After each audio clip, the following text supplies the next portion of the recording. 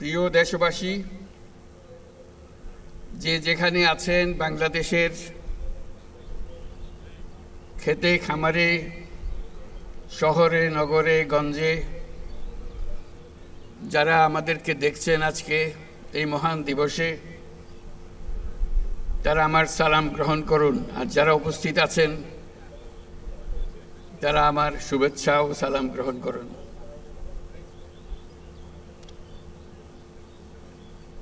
প্রথমে আল্লাহর কাছে শুকরগুজারি করছি এই মহান দিবসটি আমাদেরকে দেবার জন্য। তার রহমতে আজকে আমরা এটা সফল করতে পারলাম, এবং তার যে রহমত আছে সেটারও প্রমাণ আমরা পেলাম। যখন জুলাই ঘোষণা দেওয়ার জন্য এখানে এসেছিলাম, ওখানে বৃষ্টির কোনো লক্ষণ ছিল না, কিন্তু আমাদের কাজ শুরু হবার মাত্রই বৃষ্টি শুরু হয়ে গেল। তা আমি বললাম, যেটা আল্লাহর রহমত আমাদের উপরে বর্ষাচ্ছে।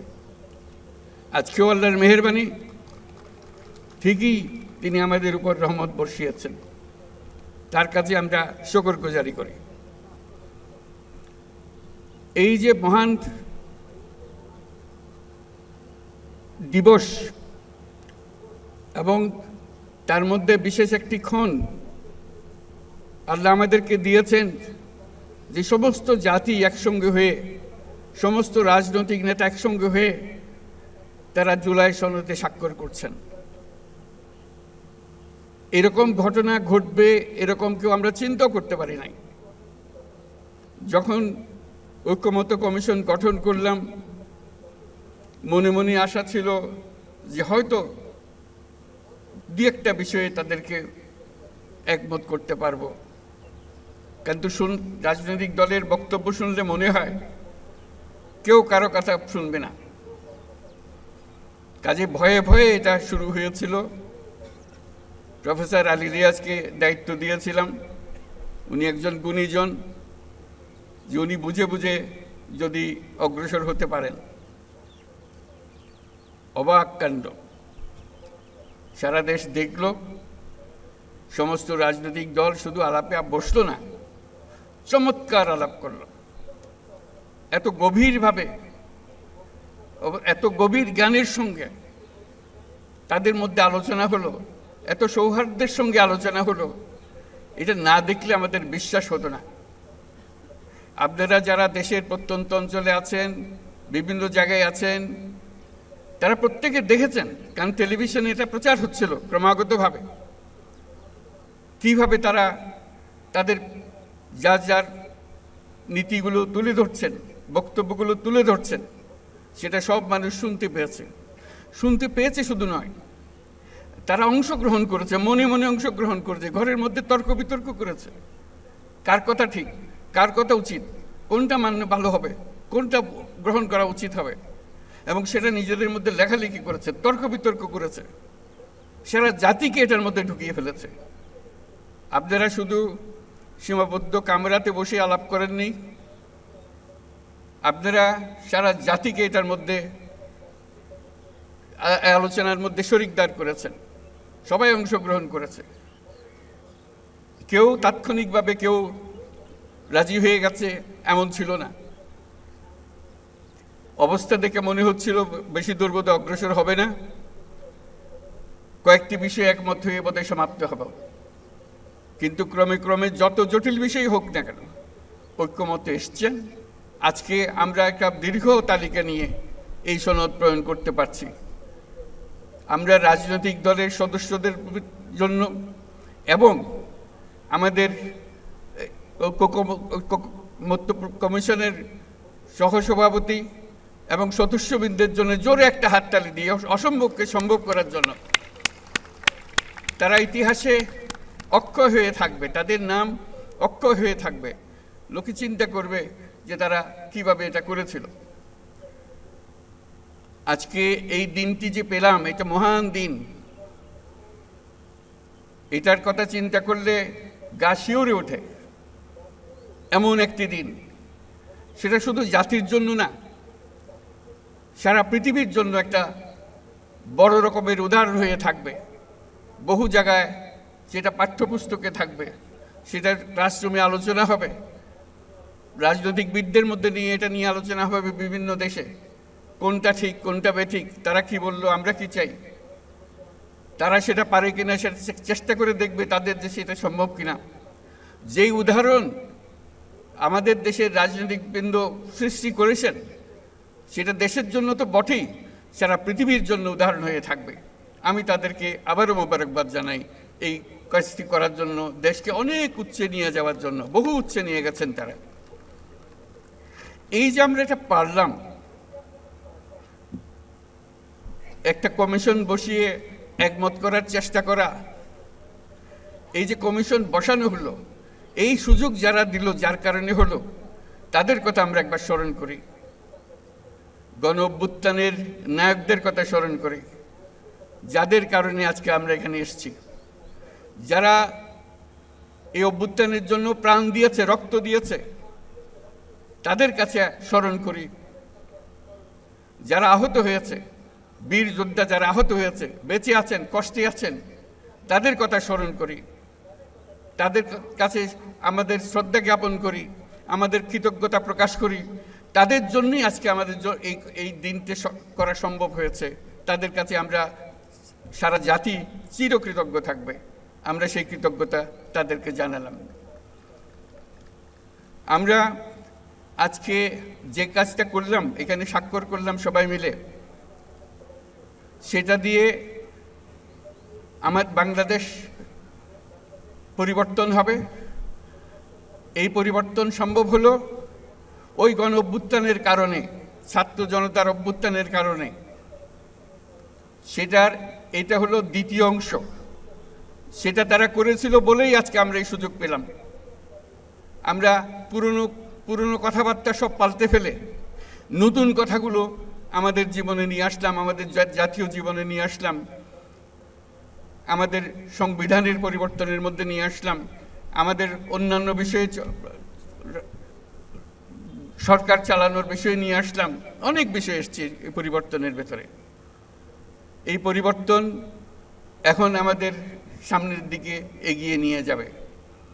আমরা সেই পথে অগ্রসর হব। আমাদের জন্য আজকে নবজন্ম, আমাদের নবজন্ম হলো আজকে। এই স্বাক্ষরের মাধ্যমে আমরা নতুন বাংলাদেশের সূচনা করলাম। সেটা যেন সঠিকভাবে আমরা যেতে পারি, এটার জন্য আমরা আল্লাহর মেহেরবানি চাই, যাতে করে আমরা এটার থেকে বিচ্যুত না হই। আমরা একমত হয়েছি, এই একমত সুন্দরভাবে পরিচালনা করা, সামনের দিকে নিয়ে যাওয়া কীভাবে আমাদের কাছে সম্ভব হয়। যেই তরুণরা এই দিনটিকে সম্ভব করেছে, এই বাংলাদেশের আনাচে কানাচে এই পরিবর্তনের জন্য যারা জীবন দিয়েছে, তারা এই তরুণরাই আবার বাংলাদেশকে নতুন করে গড়বে। এই আলোকে, এই চিন্তাধারার আলোকে তারাই দেশকে গড়বে, তারাই দেশের নেতৃত্ব দেবে, তারা আমাদেরকে পথ দেখাবে। এই দেশ তরুণদের দেশ। এখানে 18 কোটি মানুষের মধ্যে অর্ধেক মানুষ হলো 27 বছরের নিচে। চিন্তা করেন কীরকম তরুণ এই মানুষ, বাংলাদেশের মানুষ। এটি আমাদের সম্পদ।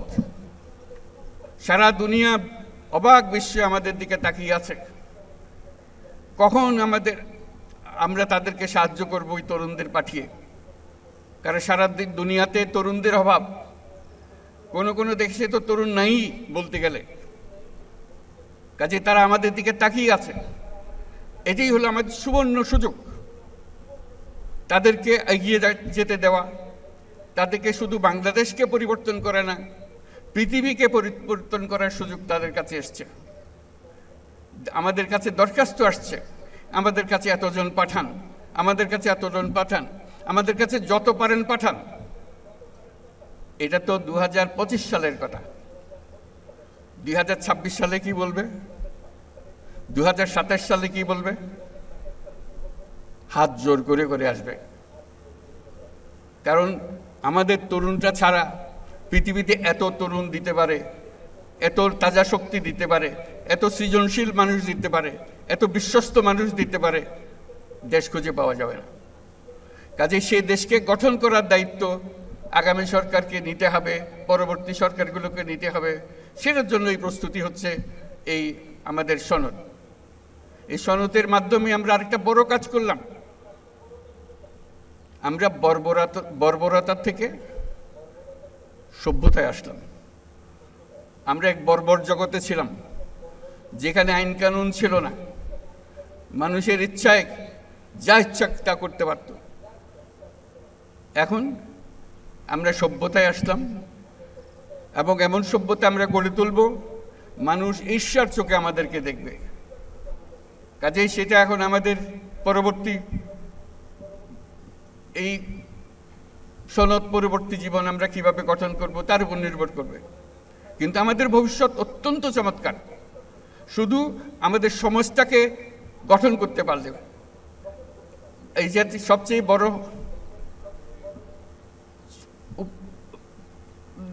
কনক্লুশন যেটা এখান থেকে যেটা আমরা পেলাম, আজকে যেটা আমরা বুঝতে পারলাম, যে আমরা যদি একমত হই, যেভাবে আমরা হতে পেরেছি, অন্য সব কাজেও যদি আমরা একমত হই, এক পথে চলি, তাহলে আমাদের দেশ এটা অনন্য দেশে পরিণত হবে। আমাদের দেশের সেই শক্তি আছে, সেই শক্তিকে আমরা ব্যবহার করতে পারি। আমরা আমাদের যে সম্পদ আছে, যেটা আমরা ব্যবহার করতে পারিনি পর্যন্ত। আমি বারে বারে যেটার কথা উল্লেখ করি, এটা হলো বঙ্গোপসাগর আমাদেরই অঞ্চল, আমাদেরই বাংলাদেশের অংশ। কোনোদিন আমরা খেয়াল করে দেখি নাই এই অংশে আমরা কি করি। এই অংশ অত্যন্ত সম্পদশালী অংশ। আমরা বলছি যে এটা আমরা পূর্ণ ব্যবহার করতে চাই, সম্পদকে আমরা এগিয়ে যেতে চাই, আমরা আর তর্ক বিতর্কের মধ্যে থাকতে চাই না। সেই জন্যই আজকে সনদ হলো, এই সনদ তর্ক বিতর্কের অবসান করবে। আমরা নিয়ম মতো চলে যাব। আমরা এখন নিয়ম মাফিক চলার জন্য তৈরি হয়েছি। এই নিয়ম যেন আজকে আজ সই করলাম, অনেক আলোচনার মধ্যে দিয়ে আমরা সই করলাম, এটা আমাদেরকে পথ দেখিয়ে দেবে। এই পথে আমরা চলবো, তাহলে আমরা এই যে সম্পদ আছে সেই সম্পদের ব্যবহার করতে পারবো। আমি বারে বারে বলছি যে আমরা যদি গভীর সমুদ্র বন্দর করে দিই, তাহলে সারা দুনিয়ার জাহাজ আমাদের বন্দরে ভিড়তে হবে। আমাদের পণ্য সিঙ্গাপুরে খালাস করে দিয়ে চলে যেতে হবে না, অন্য দেশের পণ্য সিঙ্গাপুরে খালাস করে দিয়ে যেতে হবে না, আমাদের দুয়ার পর্যন্ত নিয়ে আসতে পারবে। এবং অন্যান্য দেশের যারা সুযোগ দিতে পারবে না, তাদের পণ্য এখানে দিয়ে যাবে, আমাদের এখান থেকে তারা নিয়ে যাবে। কাজে একটা বিরাট সুযোগ। আর বঙ্গোপসাগরে মাছেরও তো একটা বিষয় আছে। অন্য দেশের মাঝিরা এসে, আমাদের মৎস্যজীবীরা আছে, এসে আমাদের পানি থেকে তারা মাছ শিকার করে নিয়ে যায়। আমরা হাত করে তাকিয়ে থাকি, কিছু করতে পারি না। আমাদের মাছ দিয়ে যায়, আমরা আমাদের মাছ ঘরে আনতে পারি না। এটার থেকে তো আমাদের উদ্ধার পেতে হবে। তাই সেই বঙ্গোপসাগরকে মিলিয়ে, তার উপকূলকে মিলিয়ে আমরা সমস্ত বাংলাদেশ পরিবর্তন করে ফেলতে পারি। আমাদের পরিকল্পনায় যদি আমরা মাতারবাড়ি, কক্সবাজার সব কিছু মিলিয়ে, মহেশখালী সব কিছু মিলিয়ে আমরা যদি একযোগে বন্দর উন্নত করি, তাহলে পুরো এলাকা নতুন সিঙ্গাপুরে পরিণত হবে। এটা নির্ঘাত, এটার থেকে কেউ বাইরে যেতে পারবে না, এবং সকল দেশের মানুষ এখানে আসবে। আমরা আমাদের অর্থনীতির অংশ হিসেবে আঞ্চলিক অর্থনীতি গড়ে তুলতে পারি। আমরা নেপালে, ভুটানে, সেভেন সিস্টার্সে তাদের সঙ্গে আর্থিক সম্পর্ক গড়ে তুলতে পারি, শুধু এই বন্দরের কারণে, এই যোগাযোগের কারণে। তারাও সমৃদ্ধ হবে, আমরাও সমৃদ্ধ হব। কাজে এই সুযোগগুলো আছে, যদি আমরা মত ঠিক মতো চলতে পারি। সেই জিনিসটা আজকে আমাদেরকে দেখিয়ে দিল যে আমরা পারি। সেটাই হলো আজকের আমাদের যে শিক্ষা, যে আমরা যেটা চাই সেটা করতে পারি। এবং যেটা আজকে করলাম সেটা ছাত্রদের, তরুণদের জানিয়ে দেওয়ার জন্য তাদের পাঠ্যপুস্তকে থাকবে আমরা কিভাবে ঐক্যমতে এসেছি, কী কী বিষয় বিবেচনা করেছি, তারা কেন এই সিদ্ধান্তে এসছে, কীভাবে এসছে, তাদের জন্য যে তারা বিতর্কগুলো করেছেন দিনের পর দিন, এই সিদ্ধান্তে আসার জন্য সেগুলোর ভিডিও ইস্যুভিত্তিক তৈরি করে করে ছাত্রদের হাতে দিয়ে দেওয়া হবে, তারা যেন দেখে তাদের নেতারা কিভাবে তাদের বিষয়গুলো বিবেচনা করছেন, কিভাবে সিদ্ধান্তে আসছেন, তারা যেন অনুপ্রাণিত হয়। আজকে শুধু অনুষ্ঠান না, সারা জাতি এটার থেকে অনুপ্রাণিত হবে, নতুন পথের দিশা পাবে যে আমরা ছোট জাতি না, কারো দয়া দাক্ষিণ্যে বেঁচে থাকার জাতি না, আমরা কারো কথার তলে থাকি না, আমরা আমাদের মতো চলি, মাথা উঁচু করে চলি এবং সারা দুনিয়াতে আমরা মাথা উঁচু করে চলব। সেই সামর্থ্য আমাদের আছে, আমরা অন্য দেশকে দেব, আমাদের সেই সামর্থ্য আছে। অন্য দেশ আমাদের কাছ থেকে শিখবে, সেই সামর্থ্য আমাদের আছে। আজকে যেই সনদ সই করলো, এটা বহু দেশ শিখতে আসবে, এটা আমি গ্যারান্টি দিয়ে আপনাদেরকে বলে রাখলাম। এই যে একটা উদাহরণ সৃষ্টি করলেন, এরকম আরও বহু উদাহরণ আমরা সৃষ্টি করতে পারি। সেই পথে আমরা যেন চাই। আমরা একটা মহান জাতি, সেই মহান জাতি হিসেবে নিজেদের মধ্যে অনুভব করতে হবে, কেউ যেন আমাদেরকে ধাক্কা দিয়ে চলে যেতে না পারে, আমাদের দেখলে সম্মান করে, মাথা নিচু করে থাকে। এত জিনিস তোমরা কি করে করলে? এখনো তারা চিন্তা করে যে তারা এত কিছু কিভাবে করলো, এই অভ্যুত্থান করলো, একটা এত বছরের সরকারকে ফেলে দিল, পালিয়ে গেল সরকার, একটা নতুন সরকার করলো, একটা নতুন সনদ করলো, এত কিছু করলো তারা। এটি অবাক বিস্ময়ে তাকাচ্ছে। আমরা নির্বাচনের কথা বলেছি, এই সুর, যে সুর আজকে আমরা এখানে বাজালাম, সেই সুর নিয়ে আমরা নির্বাচনের দিকে যাব। ঐক্যের সুর, ঐক্যের সুর দিয়ে আমরা নির্বাচনের দিকে যাব। ফেব্রুয়ারিতে নির্বাচন হবে এবং এই ঐক্য যেন বজায় থাকে। আজকে ঐক্যমত্যে আমরা যেরকম সনদ করলাম, রাজনীতির ব্যাপারেও, নির্বাচনের ব্যাপারেও আপনারা রাজনৈতিক নেতারা বসে, বিভিন্ন দলের নেতারা বসে একটা সনদ করেন কিভাবে নির্বাচন করবেন। যেমন তেমন করে নির্বাচন করলে তো আবার পুরনো জায়গায় ফিরে যাবো, কিছু করে লাভটা কি হলো? এই কথা লিখে আমার লাভ কি হলো? কথা লিখলাম, কথা মানলাম না, কাজের মধ্যে গিয়ে মানলাম না। কাজেই আমার অনুরোধ, আপনারা আবার ঐক্যমত্য কমিশন বলেন, কমিটি বলেন, নিজেরা বসুন, নির্বাচনটা কিভাবে সুন্দরভাবে করবেন, উৎসবমুখর করে করবেন, ইতিহাসে স্মরণীয় করে তুলবেন। যেই সনদ রচিতা এই নির্বাচন করেছে, এই সনদ তৈরি করেছে যারা, তাদের হাতে এই নির্বাচন সৃষ্টি হয়েছে। পুলিশ এসে কেন ধাক্কাধাক্কি করবে সেখানে? নিজেদের নির্বাচন নিজেরা করব আমরা, কারো এসে আমাদেরকে সোজা করতে হবে না, আমাদেরকে দেখিয়ে দিতে হবে না, ধাক্কাধাক্কি করতে হবে না। আমরা কি জানি না নাকি কিভাবে নির্বাচন সুন্দরভাবে করতে হয়? সেটা যেন একটা উদাহরণ হয়, সেটা জাতির জন্য উদাহরণ, বিশ্বের জন্য একটা উদাহরণ হিসেবে আমরা সে নির্বাচনটা করতে চাই। আমরা ইনশাল্লাহ পারবো। আজকে সেই পারার একটা চিহ্ন আমরা এখানে রেখে গেলাম। এই চিহ্নটা ধরে আমরা পথে অগ্রসর হব।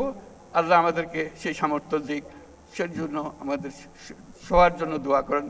যারা আজকে শুনছেন, দূরে দূরে আছেন, মন ঠিক করেন যে এই যে ঐক্যমতের মাধ্যমে যে কঠিন কঠিন কাজ সমাধা করা যায়। আমরা যে বর্বরতার থেকে সভ্যতায় এসেছি তার প্রমাণ রাখা যায়, কার্যে প্রমাণ করতে হবে। এখন তো কাগজে আমরা প্রমাণ করলাম সেই সভ্যতা আমরা নিয়ে আসতাম, এখন কাজে প্রমাণ করতে হবে যে আমরা সেই সভ্যতা অর্জন করেছি। আমাদের রাজনৈতিক নেতারা আমাদেরকে সে পথ দেখিয়েছেন, আমরা তাদের কাছে মাথা নত করছি যে তারা আমাদেরকে এই পথ দেখানোর জন্য। পরবর্তীতেও তারা যেন সুন্দরভাবে করে, নির্বাচনটাও সেরকম যেন আমরা বাহবা দিতে পারি। সবাই মিলে এমনভাবে নির্বাচন করব, কোনো দুনিয়ার কোনো কেউ এসে বলতে পারবে না এখানে ক্ষতি হয়েছে, এখানে গোলমাল হয়েছে, এই কথা যেন বলতে না পারে। বাইরের লোক এসে কেন আমাদেরকে বলবে তোমরা এটা ঠিক করে নাই, ওটা ঠিক করে নাই? আমরা কি জাতি হলাম যে বাইরের কথার জন্য আমাদেরকে অবজ্ঞা করতে হবে? আমরা যারা এই সনদ তৈরি করতে পারি, সে ক্ষমতাতে কি দুনিয়ার কারো কাছে কোনো কম মনে হয়েছে আপনাদের কাছে? সে আলোচনা কি কারো কাছে কম মনে হয়েছে আপনাদের কাছে? যে রাজনীতিবিদরা এখানে অংশগ্রহণ করেছেন, তাদের বিদ্যা, তাদের জ্ঞান, তাদের অভিজ্ঞতা অন্য দেশের কোনো রাজনীতিকের চেয়ে কম মনে হয়েছে আপনাদের কাছে? মোটেই মনে হয় নাই। তাহলে কেন আমরা এটা পারবো না? কাজে আপনারা দোয়া করেন, সবাই মিলে চেষ্টা করেন যাতে করে আমরা সুন্দরভাবে নির্বাচনটা করতে পারি ইনশাআল্লাহ। তাহলে আমরা সঠিক পথে অগ্রসর হতে পারব। আজকে সবাইকে ধন্যবাদ জানিয়ে, বিশেষ করে যারা এই সনদে স্বাক্ষর করলেন, তাদেরকে ধন্যবাদ জানিয়ে তারা আমাদের দেশটাকে একটা বহু উচ্চতায় আমাদেরকে নিয়ে গেল। সে উচ্চতায় যেন থাকতে পারি, আরও উচ্চতায় যেন আমরা যেতে পারি, সেটার জন্য আল্লাহর দোয়া কামনা করছি। জাতীয় নেতৃবৃন্দের স্বাক্ষর সম্পন্ন হয়েছে। এখন জুলাই জাতীয় সনদ 2025-এ স্বাক্ষর করছেন জাতীয় ঐক্যমত্য কমিশনের মাননীয় সভাপতি প্রফেসর ডক্টর মোহাম্মদ ইউনূস। এখন স্বাক্ষর করছেন মাননীয় প্রধান উপদেষ্টা এবং জাতীয় ঐক্যমত্য কমিশনের মাননীয় সভাপতি প্রফেসর মোহাম্মদ ইউনূস।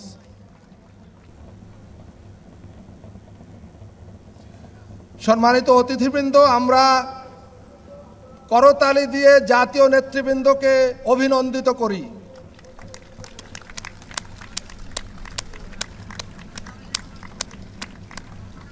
আমরা সবাই দাঁড়িয়ে করতালি দিয়ে তাদেরকে অভিনন্দিত করি। জুলাই জাতীয় সনদ এখন আমাদের সবার। সম্মানিত নেতৃবৃন্দ, আপনারা স্বাক্ষরিত পাতাটি সবাই ঊর্ধ্বে তুলে ধরুন, সবাই তুলে ধরুন, আমরা তাদেরকে অভিনন্দিত করি।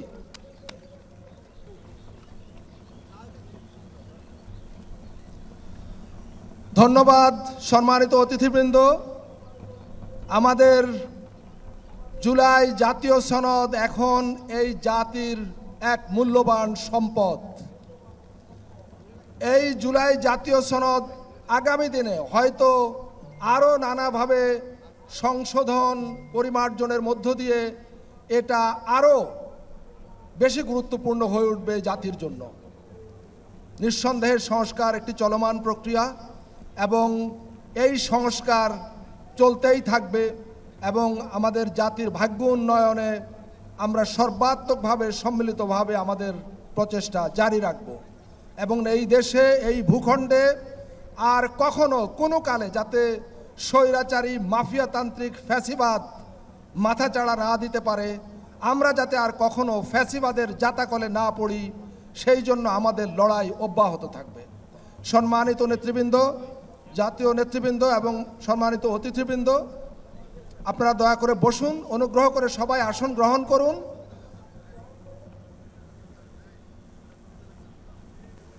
ধন্যবাদ।